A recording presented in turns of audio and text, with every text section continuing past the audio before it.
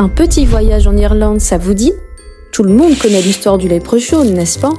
On nous l'a toujours présenté comme une petite créature mignonne, habillée en vert, un chaudron d'or au pied de l'arc-en-ciel, et surtout le trèfle à 4 feuilles.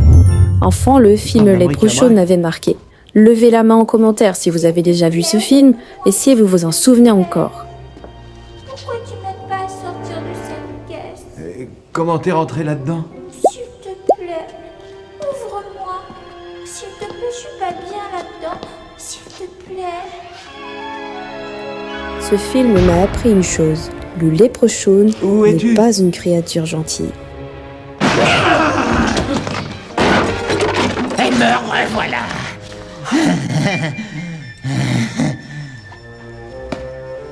Et dis donc, Joufflu, t'as pas du feu pour que le farfadet allume sa pipe? Parce que la vraie légende est bien plus dérangeante. Dans le folklore irlandais, le léprechaun n'est pas un porte-bonheur. C'est une créature solitaire, ancienne et très intelligente. Il vit caché et observe. On dit qu'il fabrique des chaussures seul dans le silence. Cordonnier de mon état, je précise. Et puisqu'on parle de souliers, les bottes ont besoin d'être cirées. Mais le plus dangereux, c'est son or. Rendez-le-moi, je suis un gentil farfadet inoffensif. Si vous parvenez à attraper un léprechaun, il est obligé de vous révéler l'emplacement de son trésor. Mais il y a une règle, une seule. Ne le quittez jamais des yeux. Parce que le moment où vous le clignez des yeux, il disparaît. Et certains disent que quand il s'échappe, il ne part jamais seul.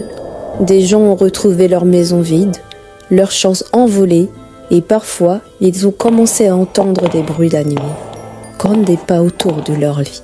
Alors la prochaine fois que vous verrez un arc-en-ciel, ne cherchez pas l'or, car ce n'est peut-être pas vous qui le cherchez, mais lui qui vous a trouvé. Hé, saloperie!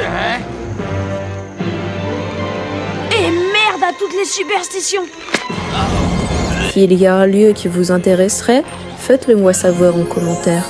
À bientôt pour une nouvelle légende, Lady Liaka.